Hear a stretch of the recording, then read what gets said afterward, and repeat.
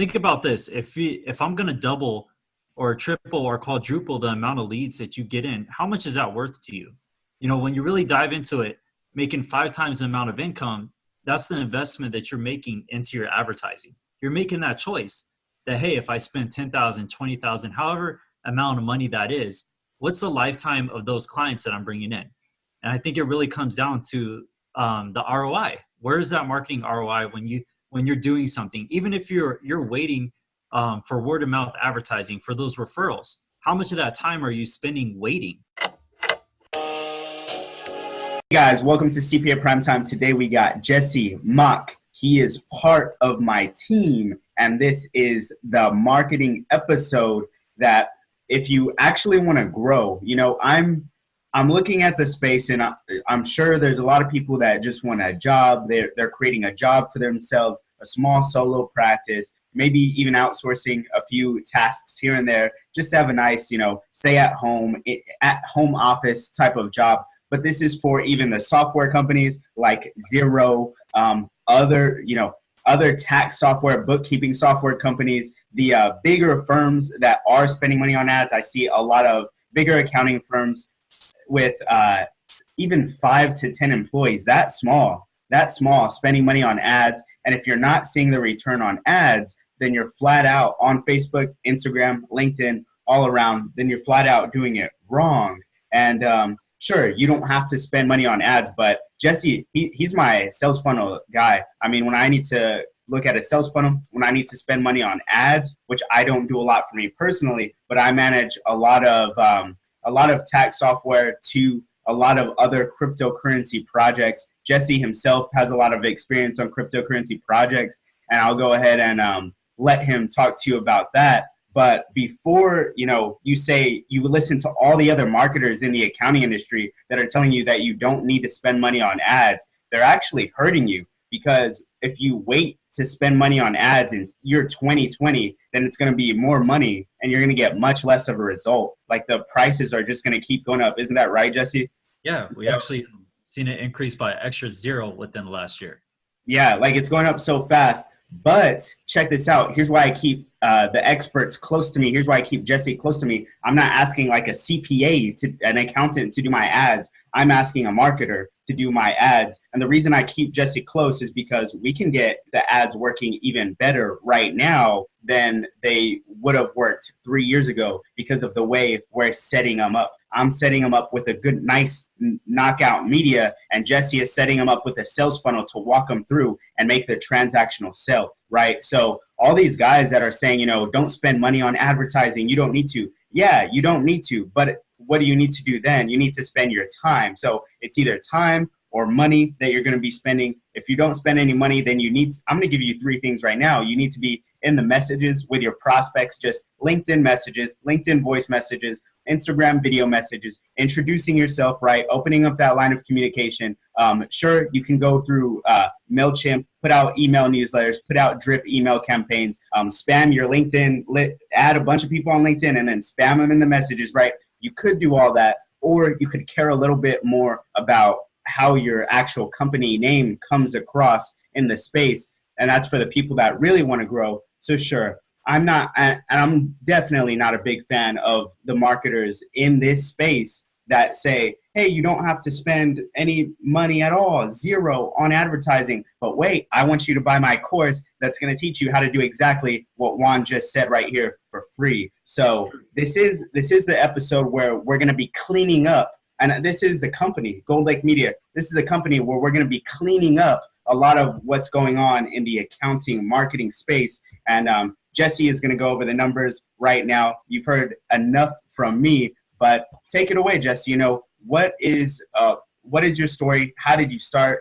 How did you get this far? You're growing so fast. So, I mean, come on. Is it working? Yeah, it's working. One of the things that I did is I started off as an influencer in the crypto space. And I actually developed myself as a personal brand.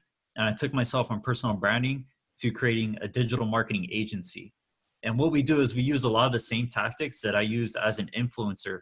We really looked at on what strategies would drive growth. Like you were saying, that you do need to be out there, you need to be advertising, but what you need to be doing is making really good content and just pushing heavily out there. For my company, within 8 months, we have over 20 clients in several different niches, and real estate all the way to hospitals. We even have lawyers, law firms. We have 2 cryptocurrency clients right now that we're coming up with a whole entire marketing strategy and doing web development from the ground up for those companies. And we made over $10,000 a month within the second month coming in. And that's some residual income. Mm-hmm. So now, but let me stop you there. Wait. So check this out, guys. So he talked about growing his own business first. So I want you to think, would you ever trust a marketer who couldn't get clients themselves? So, I mean, he got clients himself. You can see it. It's pretty obvious if you look at the Goldlake media stuff that we're coming out with. We're marketing themselves. I would encourage you to do your due diligence across the board and say, hey, if I'm going to trust someone that's going to be marketing for me, whether they approach me by a cold call or cold email, what have you, do your due diligence on your marketers and make sure that if they can't market for themselves, what makes you think that they can market for you? If they're coming across salesy to you, then what are they going to do for your brand? So go ahead, Jesse.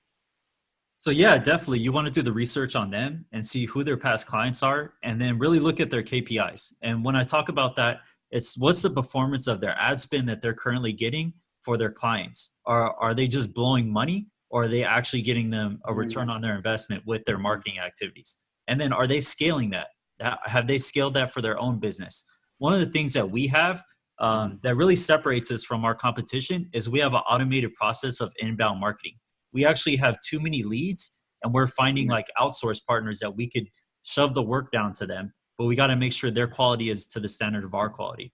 So, I mean, that inbound marketing, if you don't have a scalable way for your leads, you're not growing your business. You're hoping that you're going to become successful. It's called hope marketing. My clients always ask me, because I am so big on content. They're like, okay, once they're on our client, they're like, okay, so we're just going to post stuff and now clients are incoming. I'm like, no. We're going to post stuff, but we're using it very intentionally. And here's all the things we're doing in the background. And then they're like, okay. I think it really takes 3 to 6 months to get a baseline to where you have that inbound marketing coming in. It doesn't matter what type of business it is. If it's a mom and pop shop, you're a small business, a big business, you have to establish this line that you spend X amount of dollars to get X amount of leads, and then you got to know what the conversion of that money is. So for $1, you're making $52. You got to know what that is and know the curvature of that expenditure.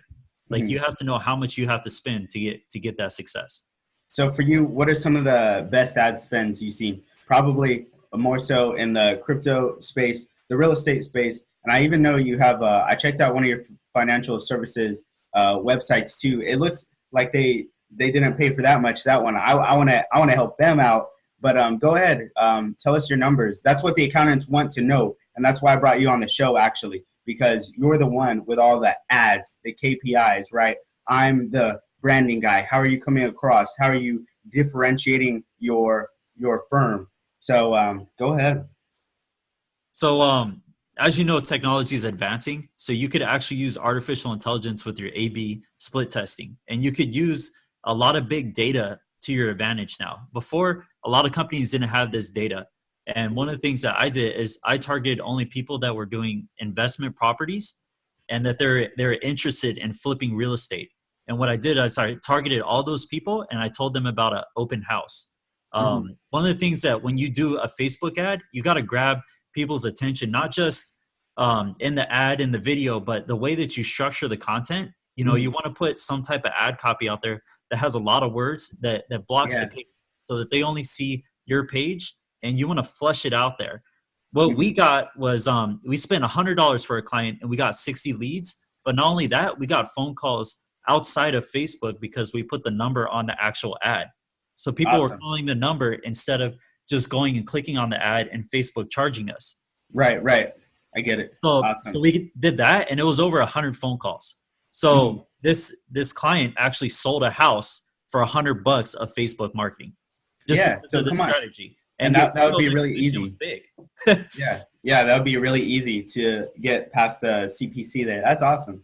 And we still have this client, and they're still flipping houses. They're still selling them, and we're messing with the data, and that's what it comes down to.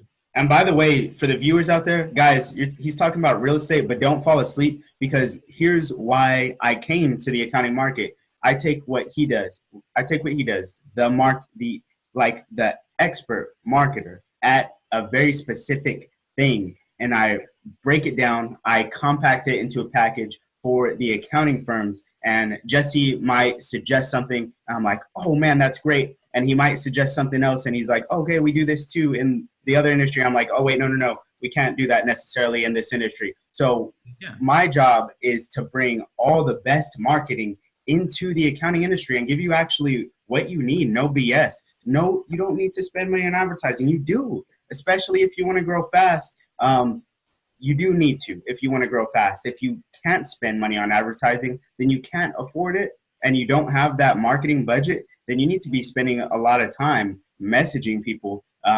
You can cold call people, but the call doesn't necessarily need to be cold. And that, look at all my other content for that. This is for the people that understand what's actually going on. And I mean, spending money on marketing when you have the math working out, like Jesse has it working out, it's going to go in it's not throwing money in the garbage like I see a lot of big even accounting companies doing, like Zero. I would love to look at their ad spend on what they're spending on the commercial that you've seen on LinkedIn probably, and how is it getting accountants to sign up? No, it's not, because I've looked at it. So anyway, Jesse, go ahead. So yeah, like you're saying, you want to get that engagement, and you definitely want to convert those, whatever their ad spend is. And you see this with a lot of big companies. They just do a bunch of ads. They don't really look at the performance of those ads. So like you're saying, if Zero did an ad, you want to know how much ad spend you're doing to have a successful person sign up and actually purchase an agreement. I saw that their product was around $60. So you want to know how much of those premier accounts that they're making that are at that $60 figure. And Facebook actually has this thing called a relevancy score. And if you score really high on that and people like and love your pictures, you're going to get bigger reach.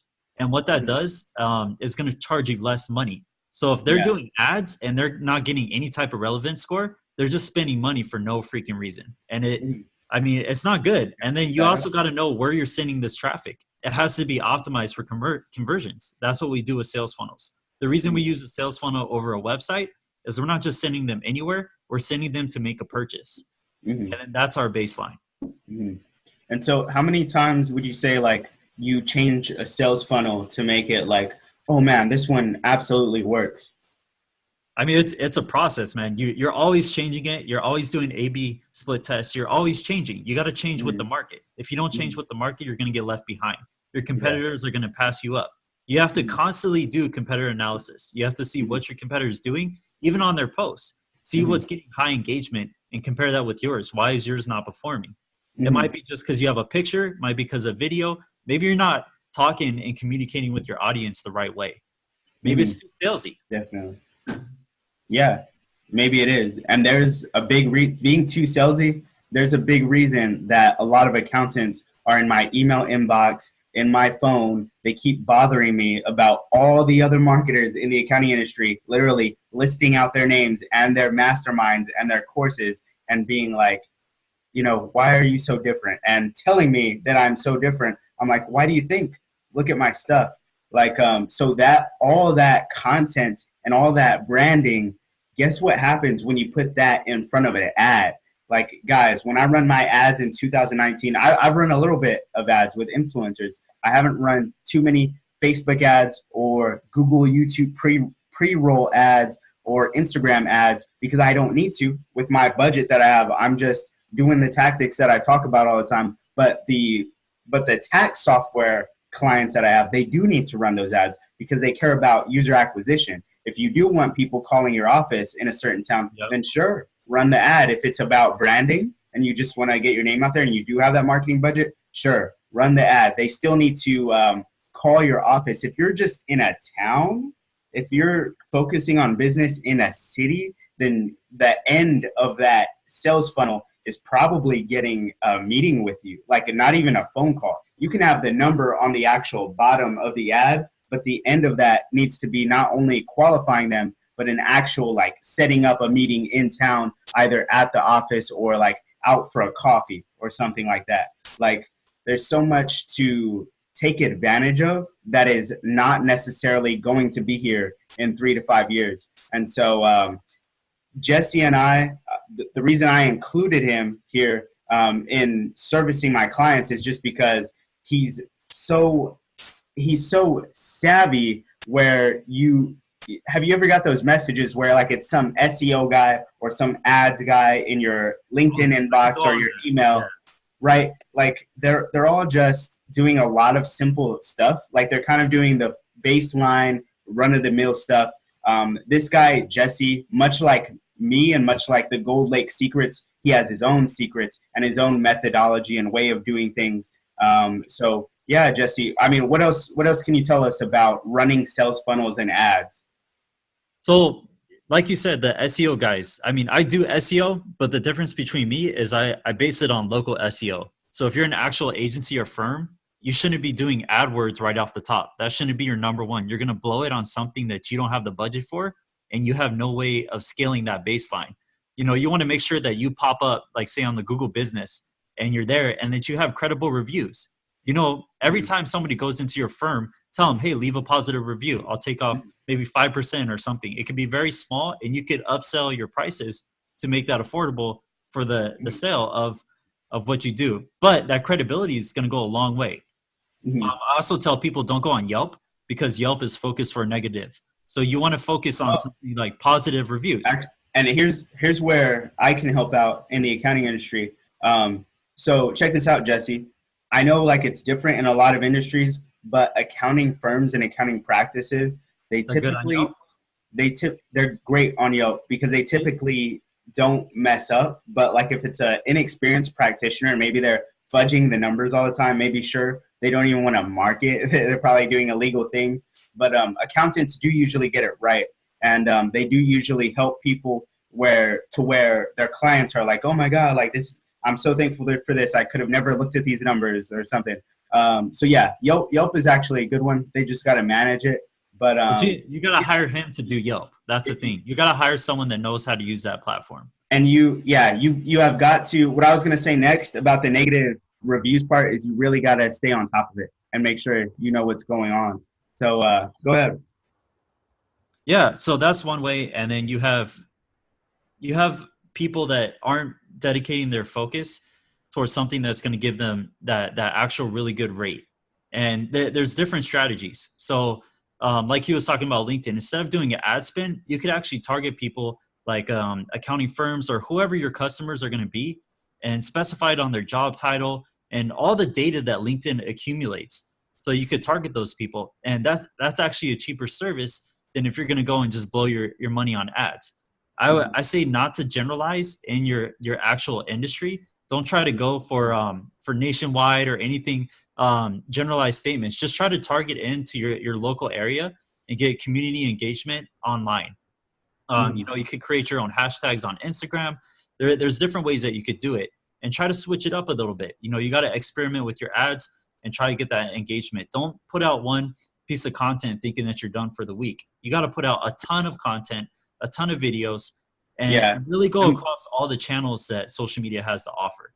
Don't be one direction, because you got to find which one works for you and your firm. Yeah, and one's going to work more than others. Yeah, and by a ton, he means not 1 or 2 or 3 pieces of content. He means 47 pieces of content or 86 pieces of content, and you were able to.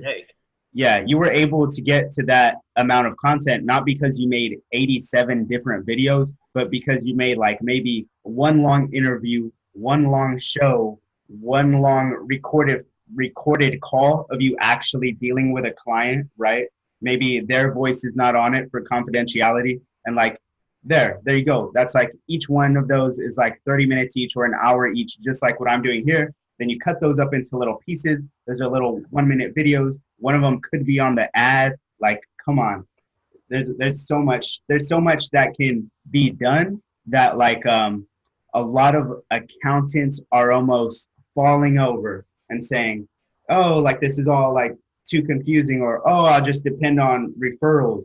My my issue It's is changing. is not that, and they're not going to go out of business. Okay, the only way they're going to go out of It's business is going to if decline they though. don't If you're work. not growing, you're losing. So exactly. So check this out. Here's what I want to get at, because I want to grow my business faster so that I can take my family on vacations and do everything I want much faster. I got people waiting on me, man, and so I don't want to grow by 7% in a No. year. I want to figure out. I want to. There's something called the water line, right? Where we're marketing, and we're trying to.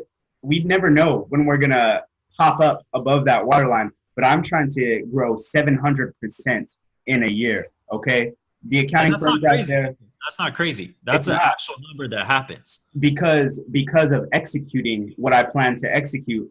But I got to realize, hey, you've got to put out so much content to do that.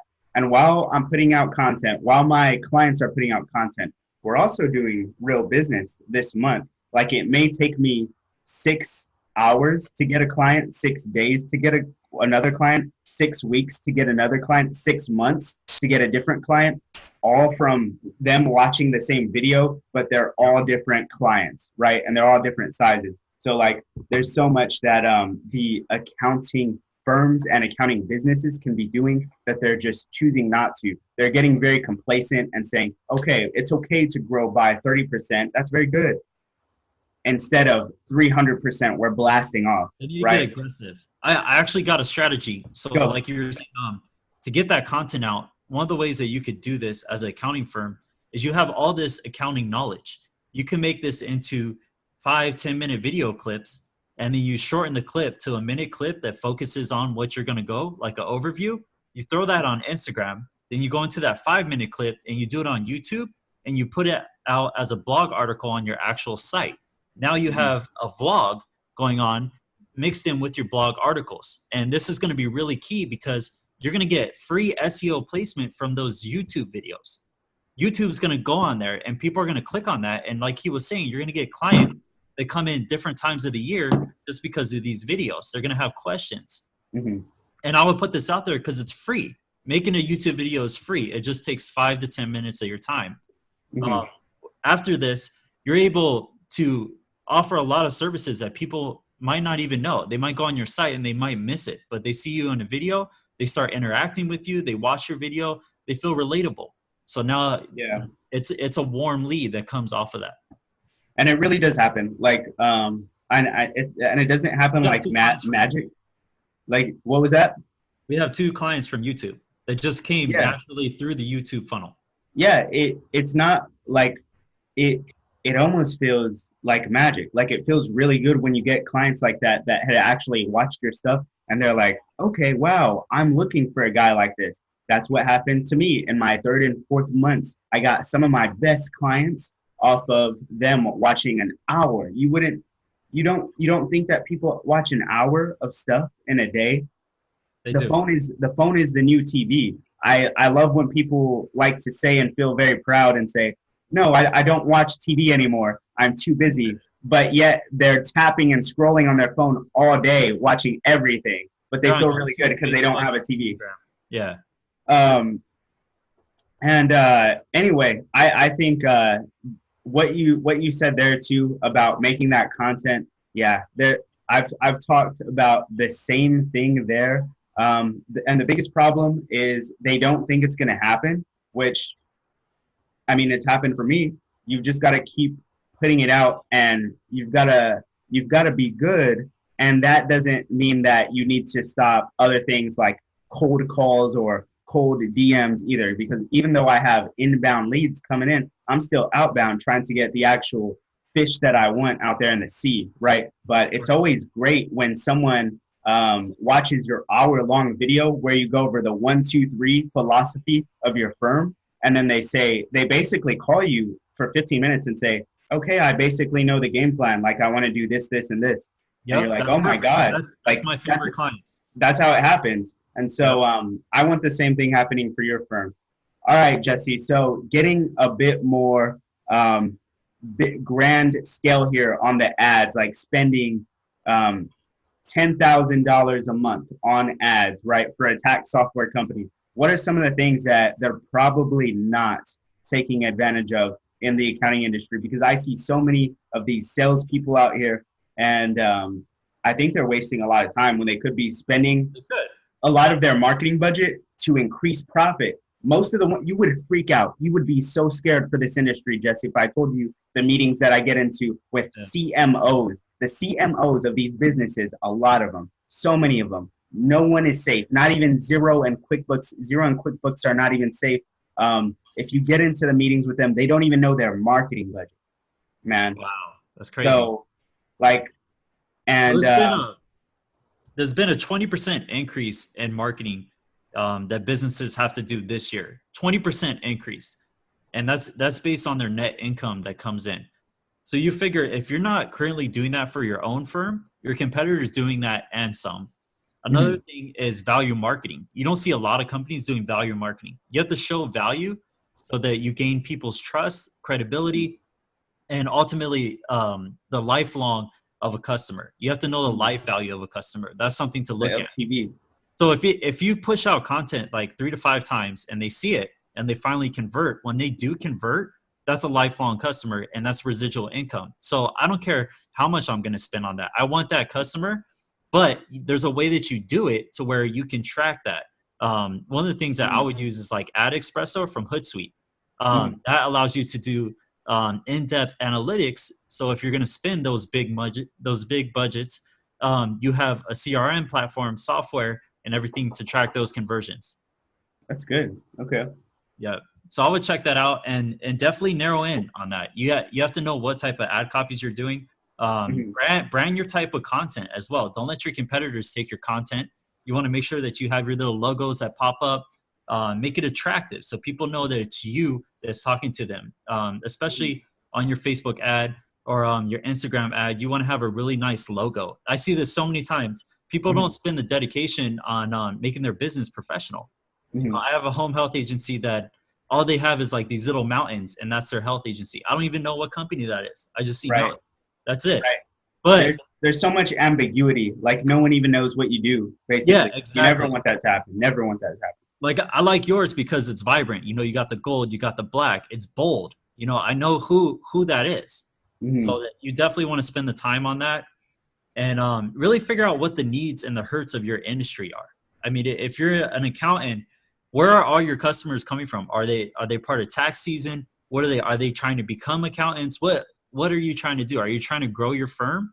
If so, guys, and look, put the content out there like that. Exactly. You might think what he's saying is simple, but man, so many of you forget. And if you work at Xero or you know someone at Xero, please tell their CMO what he just said. Silence it or take it. I don't know what's going on there, Jesse. This is the CPA Primetime Show. So, hey, those are the facts. That's how powerful spending marketing dollars on ads can be. You have got to know, when I spend $1, this is how much I'm bringing back. Okay, $1. When I spend $1, this is how much I'm bringing back, and it has to map out to some sort of goal, right? For a lot of you, that is getting clients. But for some of you out there, for you big guys watching, and I know you watch my stuff, it's selling software, it's user acquisition, right? Or it's filling up an event, or it's selling an accounting course. All of those, guys, should be ran on ads. And for, just to end this thought of mine here, I feel like the accounting market, the psychology is just really hurt from all the marketers that have been telling you, you don't need to spend money on advertising. You don't need to spend money on marketing. Sure, you actually don't. You don't need to. But do you have time to sit there all day and make cold calls, sit there all day and do the messages? There's a better way in some situations if you do have the money. But the only people that are telling you to not spend money on advertising, those are the people that don't want to grow big businesses. And so if you do want to grow a big business and you want to grow it fast, then I suggest you listen to Jesse over here, because he's doing that exact same thing, not only for himself, but other businesses. And I am definitely trying to do that for myself. So Jesse is always in my ear. I started my business with one of his best tactics. And so, of course, with a lot of my other tactics, but one of his tactics came in to save my butt when I was starting my business. So thanks for that, Jesse. And I look forward to serving more accounting clients with you guys. I'm not, this isn't some kind of, I didn't just make this podcast to be salesy the whole time. I made it so that you can understand, hey, you get Jesse and I on your team, you get Goldlake on your team, and man, you shouldn't be wasting money on ads. We're going to figure out how to make that ROI positive. Isn't that right, Jesse? Yeah, absolutely. And so, Jesse, that's all I have to say. I'm just trying to get it through their heads that if you do want to grow fast, spending those marketing dollars in 2018 and 2019, it's an incredible opportunity that our grandparents and parents didn't have.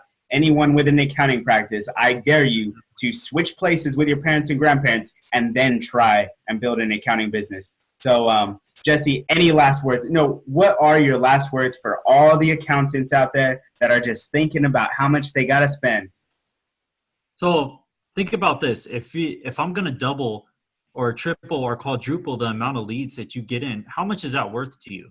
When you really dive into it, making 5 times the amount of income, that's the investment that you're making into your advertising. You're making that choice that, hey, if I spend 10,000, 20,000, however amount of money that is, what's the lifetime of those clients that I'm bringing in?